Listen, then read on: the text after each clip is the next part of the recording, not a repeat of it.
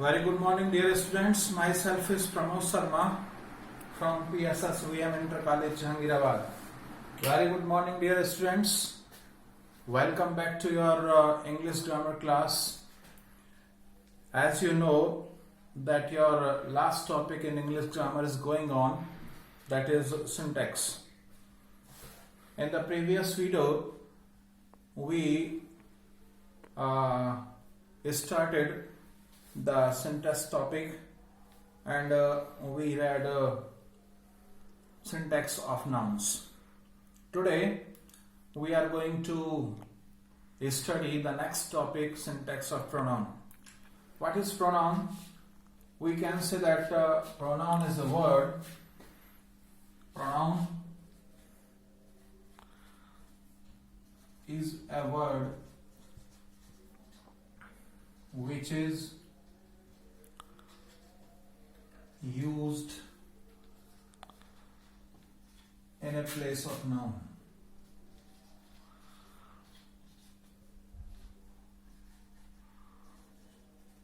ठीक है, यानी वह शब्द जिसको हम नाउन के स्थान पर यूज करते हैं, दैट में बी कॉल्ड प्रोनाउन. यहां पर प्रोनाउन का यूज सीखना है हमें. तो जैसे हम कह सकते हैं सीता के लिए शी हो जाएगा, राम के लिए ही हो जाएगा, बॉयज के लिए दे हो जाएगा, पेन के लिए क्या हो जाएगा, इट हो जाएगा. तो इस तरह से हम नाउन्स के स्थान पर जिन शब्दों का प्रयोग करते हैं वो क्या कहलाते हैं, प्रोनाउन कहते हैं. अब क्या करना है, हमें इनके केसेस देखने हैं और किस तरह से इसको यूज करते हैं प्रोनाउन को, उस देखेंगे. तो पहला कह सकते हैं इसमें कि यदि कोई नाउन यदि कोई नाउन कलेक्टिव नाउन की तरह यूज हुआ है,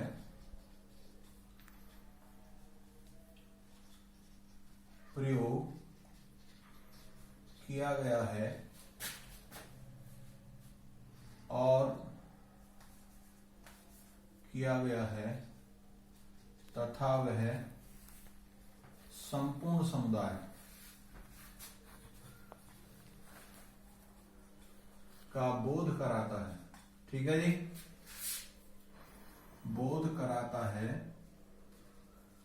तो वह सिंगुलर नाउन होगा.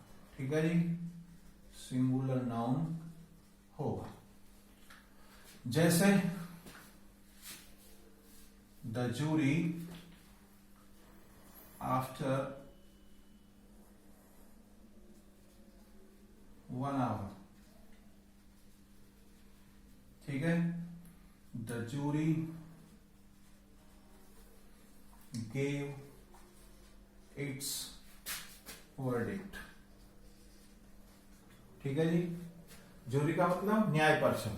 अब ये जो जूरी है हमारा यहाँ क्या है, जूरी हमारा यहाँ पर कलेक्टिव नाउन है. और क्योंकि जूरी में न्याय परिषद में क्या होते हैं, एक से ज्यादा लोग होते हैं, एक से ज्यादा जज होते हैं. तो लेकिन एक समुदाय को प्रकट करते हैं, 3, 4, 5, 7 जितने भी होंगे, और इसलिए वो पूरे समुदाय को प्रकट कर रहे हैं. इसलिए क्या हुआ, इसके स्थान पर जो हमारा प्रोनाउन आया वो इट्स आया, और इट्स क्या है, हमारा सिंगुलर प्रोनाउन है. तो ये क्या हुआ, एक कंडीशन हुई. दूसरी कंडीशन कह सकते हैं इसी में, यदि यही चीज कैसे है, यदि कलेक्टिव नाउन समुदाय के प्रत्येक व्यक्ति को पृथक पृथक रूप से, है ना जी, रूप से व्यक्त करता है.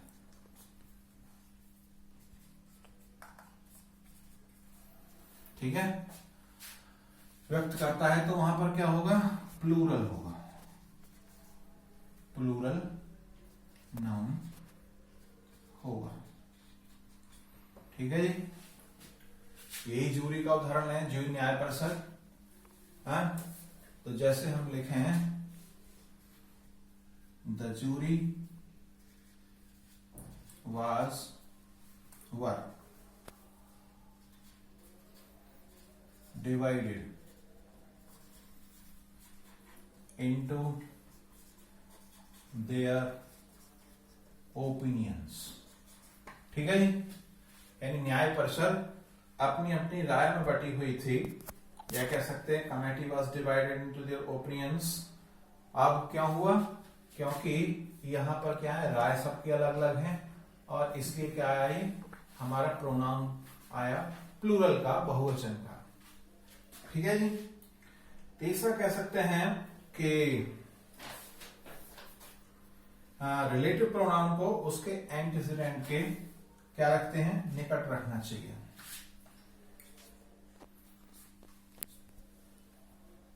रिलेटिव प्रोनाउन को उसके एंटीसीडेंट के निकट रखते हैं। ठीक है जी।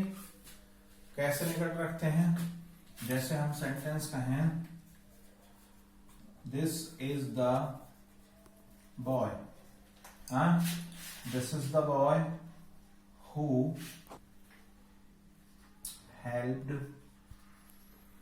My father. ठीक है जी, ये वही लड़का है जिसने मेरे भाई की मदद की। और कह सकते हैं this is the place where I was born. ठीक है, तो उसमें क्या है, रिलेटिव प्रोनाउन क्या है हमारा, हु है, उसका एंटीसीडेंट क्या है, बॉय। वेयर हमारा रिलेटिव प्रोनाउन है, और प्लेस क्या है हमारा, उसका एंटीसीडेंट यानी पूर्ववर्ती। तो ये ध्यान रखना चाहिए कि जो रिलेटिव प्रोनाउन जिस नाउन को रेफर करता है उसके साथ ही हमें क्या करना चाहिए, रिलेटिव प्रोनाउन को उसके एंटीसीडेंट के साथ रखना चाहिए। अगर इसमें गड़बड़ हो जाती है तो फिर क्या होता है, इसका अर्थ बदल जाता है। जैसे हम लिखते हैं आई met an old man yesterday। ठीक है जी, I met an old man yesterday who had a long beard, who was blind करना चाहिए, जो अंधा था। ठीक है, अब ये सेंटेंस क्या है, ये गलत है। क्यों गलत है, क्योंकि हु क्या है हमारा रिलेटिव प्रोनाउन, इससे पहले क्या आना चाहिए था, अंधा कौन था, मैन। ये ओल्ड मैन हु से पहले आना चाहिए था, यस्टरडे बीच में आ गया, इसलिए ये गलत है। सही सेंटेंस क्या होता, यस्टरडे को हम पहले ले आए, यस्टरडे। ठीक है जी, आई मेट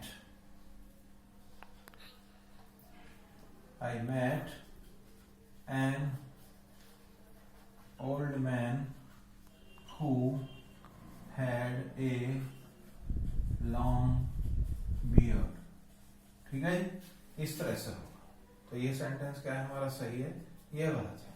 ठीक है, अब क्या करेंगे, आगे देखते हैं।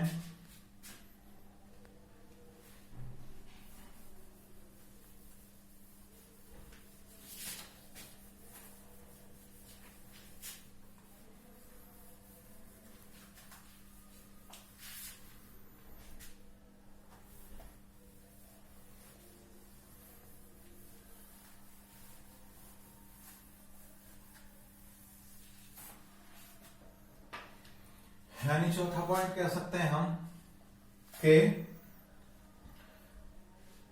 हु तथा हुम का प्रयोग केवल व्यक्तियों के लिए होता है।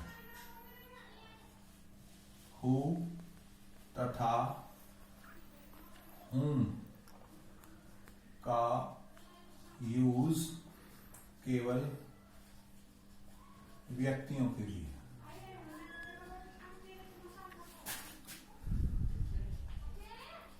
होता है। तथा विच का प्रयोग किसके लिए होता है जी? विच का प्रयोग व्यक्ति तथा वस्तु दोनों के लिए होता है। वस्तु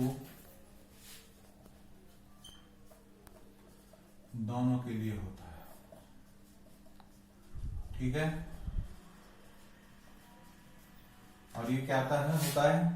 इससे सिलेक्शन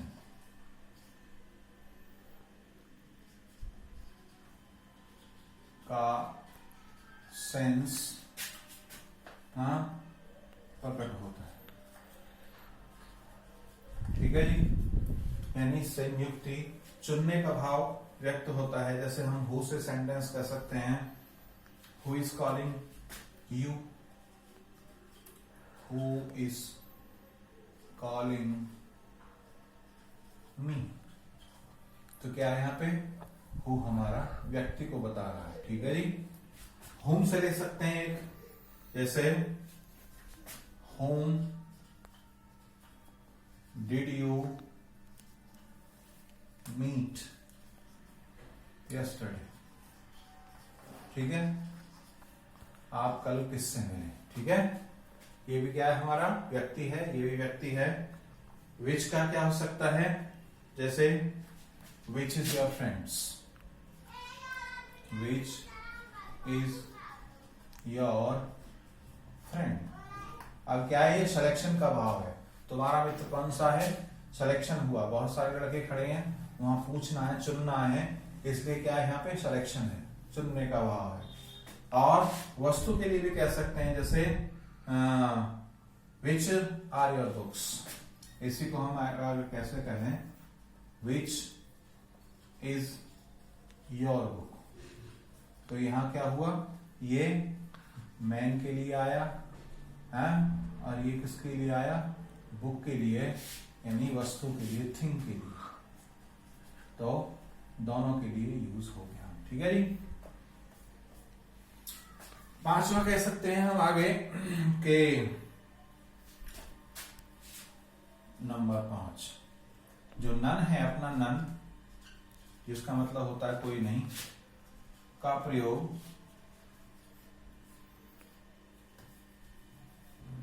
प्रयोग सिंगुलर तथा प्लूरल, ठीक है जी, दोनों में हो सकता है, दोनों में होता है। जैसे हम सेंटेंस कह सकते हैं कि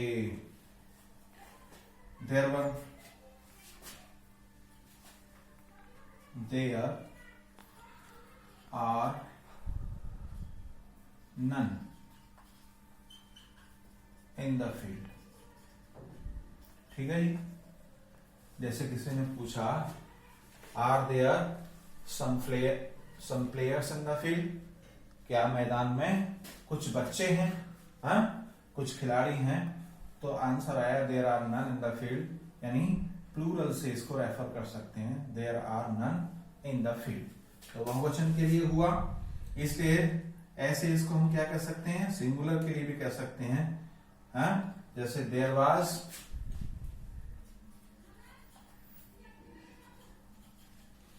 नन इन द मार्केट, ठीक है जी। क्वेश्चन कोई करे कि was there any police inspector in the market, तो आंसर आएगा देयर वाज नो या there was none in the market. तो ये क्या हुआ हमारा? ये हुआ हमारा प्लूरल के लिए, और ये क्या हुआ हमारा? सिंगुलर के लिए, ठीक है जी। इस तरीके से हो सकता है। आगे देखते हैं इसमें कि जब, एक सेकेंड,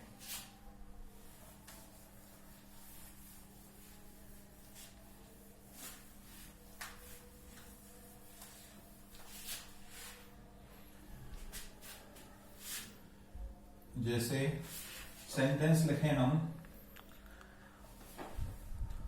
जैसे Ram and Mohan work hard.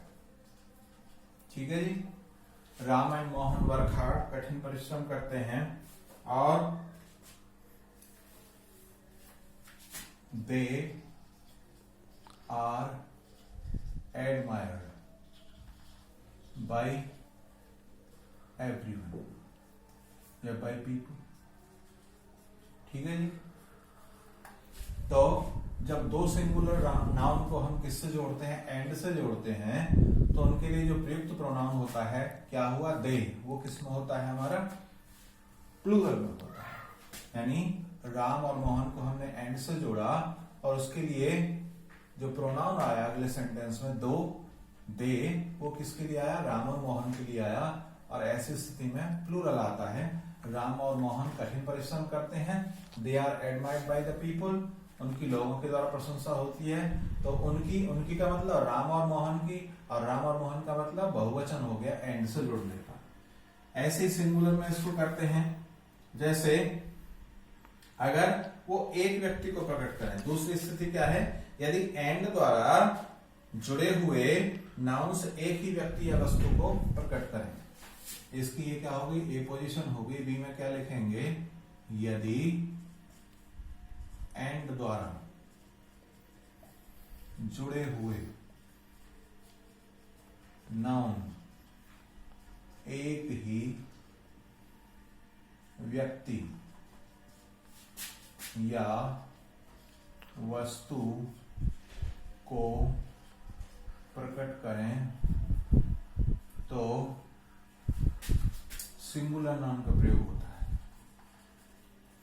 Noun का प्रयोग,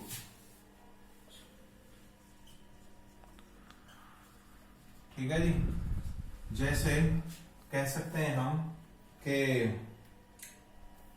the secretary and treasurer is negligent of his duty. The secretary and sorry treasurer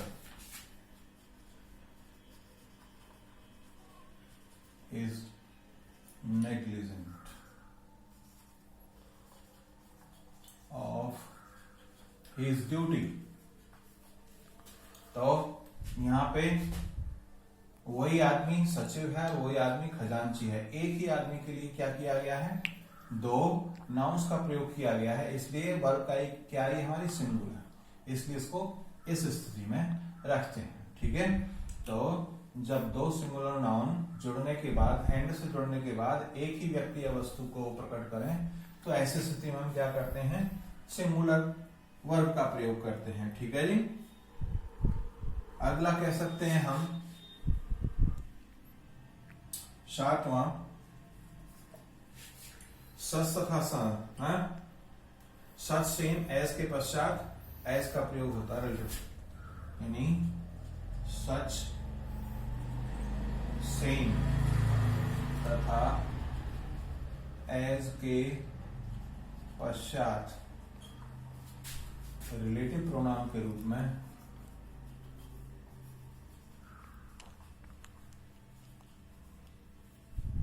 में एज का प्रयोग करते हैं। ठीक है जी, प्रयोग करते हैं। जैसे कह सकते हैं कि avoid such students who waste their time, यानी हु नहीं आएगा, avoid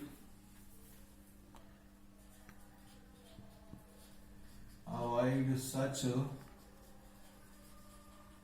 students as waste their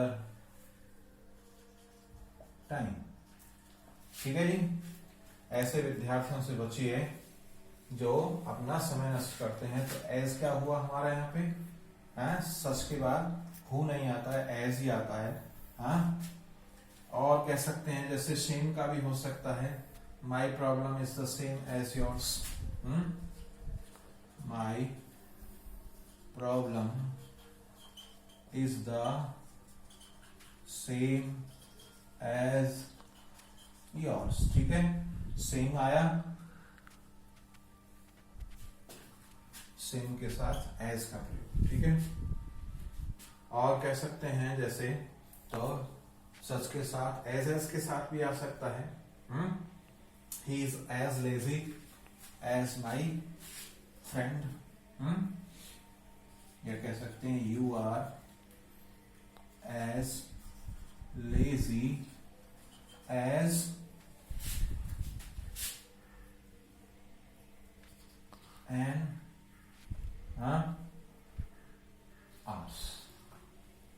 इस तरीके से कर सकते हैं। ठीक है जी।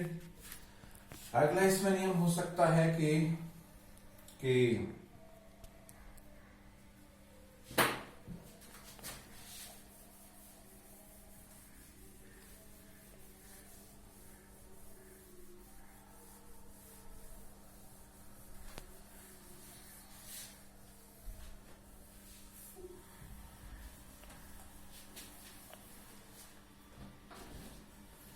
यानी ये हो सकता है कि पर्सनल प्रोनाउन का नंबर वही होता है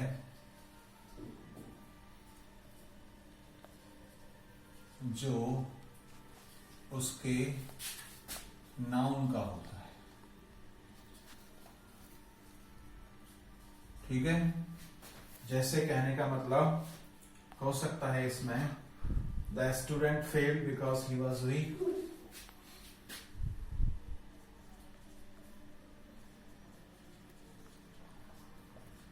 failed because he was weak. क्या मतलब है इसका? यहाँ पे स्टूडेंट सिंगुलर है, इसलिए इसको प्रोनाउन क्या आया? ही आया। हाँ, और कह सकते हैं, अब इसको प्लूरल में भी देख सकते हैं, the boys made a noise. ठीक है, लड़कों ने शोर मचाया बिकॉज दे वर हैप्पी। ठीक है जी, क्योंकि यहां क्या है, बॉयज है तो उसके लिए भी आएगा। ऐसे नहीं कर सकते the boys made a noise because he was happy, गलत हो जाएगा। जैसा हमारा नाउन होता है वैसा ही उसका प्रोनाउन का नंबर होता है। ठीक है जी। आगे कह सकते हैं, वन के साथ पजेसिव केस में वंस का प्रयोग करते हैं, हिज का नहीं। वन के साथ पजेसिव केस में वंस का प्रयोग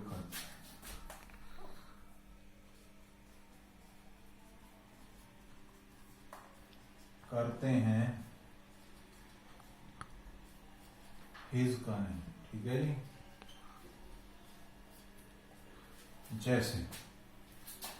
जैसे हो सकता है,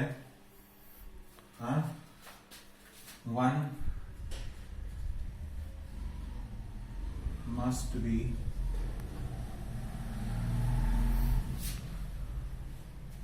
true. One must be true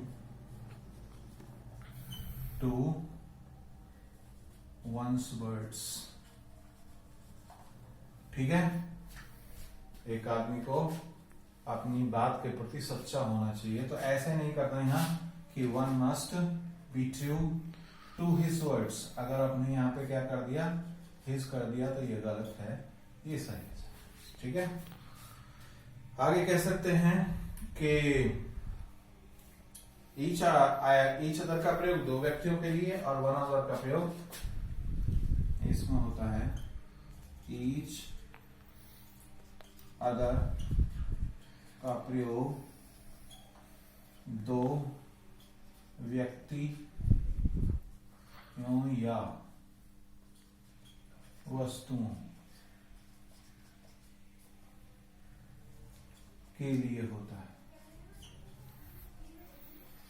ठीक है, ईच अदर का प्रयोग दो व्यक्तियों या वस्तुओं के लिए होता है, जबकि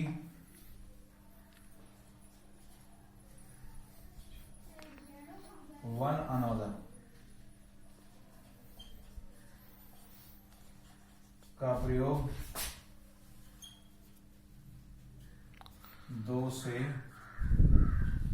अधिक के लिए। ठीक है जी, अधिक के लिए होता है। जैसे हम कह सकते हैं कि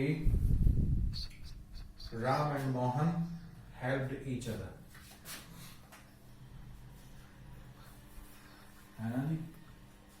Ram and Mohan helped each other. Ram और मोहन ने एक दूसरे की सहायता की। दो हैं, राम और मोहन, ईच अदर, दो के लिए, है ना। और वन अनदर का एग्जांपल हो सकता है कि सीता, कामा गीता एंड रीता।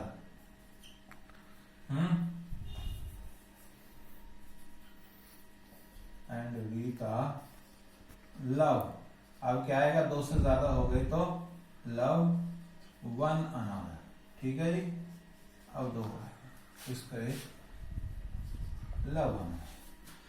तो इस तरीके से क्या हुआ आपका, ये इस तरीके से आपका प्रोनाउन हुआ, कैसे यूज करते हैं। और ये मोटे मोटे रूल्स हैं, इसको आप पढ़ के भी देखेंगे एक बार।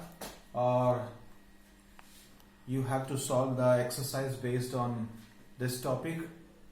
ठीक है, have a good day. Thank you very much.